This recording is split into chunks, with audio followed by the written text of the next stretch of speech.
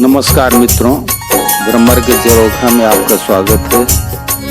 पिछले अंक में आपने देखा कि भरद्वाज ऋषि ने अपने तपोबल से गंगा तट पर एक नगरी बसा दी, जिसमें ऐश्वर्य आराम की सब सुविधा है और भारत और उनके संगियों का आतिथ्य सत्कार करने के लिए वहाँ पर उनको रखा गया। लेकिन जैसे किसी बहेलिये के द्वारा एक पिंजड़े में रखे जाने पर भी चकवे का रात को संजोग नहीं होता, वैसे ही भरद्वाज की आज्ञा से रात भर भोग सामग्रियों के साथ रहने पर भी भरत जी ने मन से भी उनका स्पर्श तक नहीं किया। कीन निमज्जन तीर्थ राजा, नाई मुनि सिर सहित समाजा। ऋषि आए सुअसीम सिर राखी, करि दंडवत विनय बहुभाषी।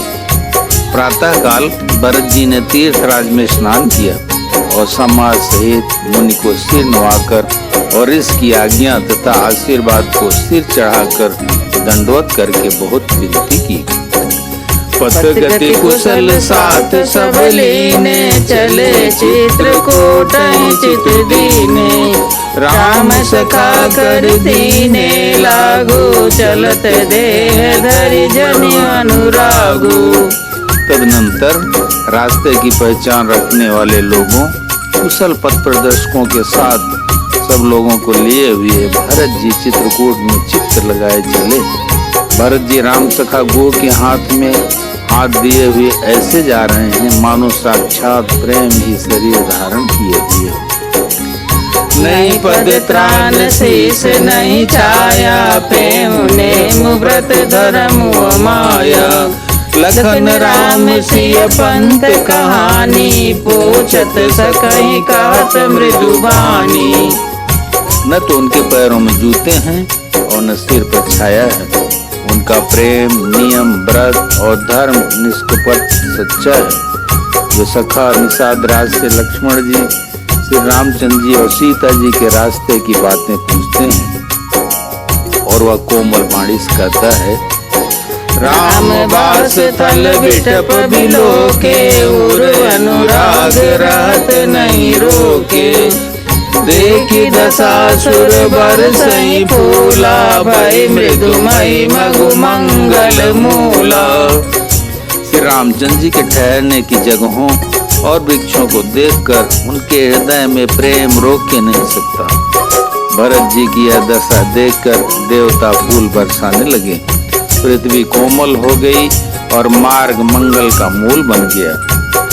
किए जाई छाया जलद, सुखद बहाई बर्बाद। तस मगु भयो न राम का, जस बाबर थई जात। बादल छाया किए जा रहे हैं, सुख देने वाली सुंदर हवा बह रही है। भरत जी के जाते समय मार्ग जैसा सुखदायक हुआ, वैसा श्री रामचंद्र जी को भी नहीं हुआ था। जड़ चेतन मग जीव घनेरे, जे चितए प्रभु जिन प्रभु हेरे। ते सब भय परम पद जोगु, भरत दरस मेटा भव रोगु। रास्ते में असंख्य जड़ चेतन जीव थे।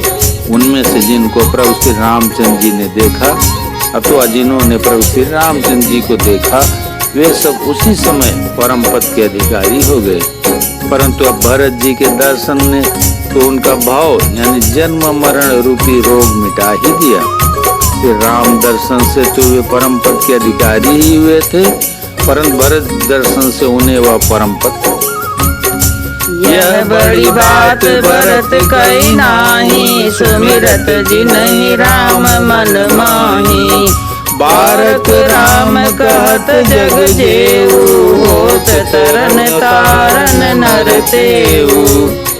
भरत जी के लिए कोई बड़ी बात नहीं है, जिन्हें श्री राम जी स्वयं अपने मन में स्मरण करते रहते हैं। जगत में जो भी मनुष्य एक बार राम कह लेते हैं, वे भी तरने तारने वाले हो जाते हैं। भरत राम प्रिय पुनि लघु भ्राता कस न होई मगु मंगल दाता सिद्ध साधु मुनिवर यस काई भरतहि निरख हरष लाई। फिर भरत जी तो श्री रामचंद्र जी के प्यारे तथा उनके छोटे भाई ठहरे, तब भला उनके लिए मार्ग मंगल सुखदायक कैसे न हो। सिद्ध साधु और श्रेष्ठ मुनि ऐसा कर रहे हैं और भरत जी को देख कर हृदय में हर्ष लाभ करते हैं। देखि प्रभाव सुरेश सोचू जगमल भरमि पोच कहूँ पोचू गुरु सन कहो करिय प्रभु सोई रामई भरतई भेंट न होई। भरत जी के इस प्रेम के प्रभाव को देखकर देवराज इंद्र को सोच हो गया कि कहीं इनके प्रेम बस श्री राम जी लौट न जाए और हमारा बना बनाया काम बिगड़ जाए। संसार भले के लिए भला और बुरे के लिए बुरा है। मनुष्य जैसा आप होता है जगत उसे वैसा ही दिखता है। उसने गुरु बृहस्पति जी से कहा, हे प्रभु वही उपाय कीजिए जिससे श्री रामचंद्र जी और भरत जी की भेंट ही न हो। राम उसकोची प्रेम बस भरत स प्रेम पयोधि बनी बात बिगड़न चाहते करिए जतन चल सोधे। श्री रामचंद्र जी संकोची और प्रेम के बस हैं और भरत जी प्रेम के समुद्र हैं। बनी बनाई बात बिगड़ना चाहती है, इसलिए कुछ छल ढूंढ कर इसका उपाय कीजिए।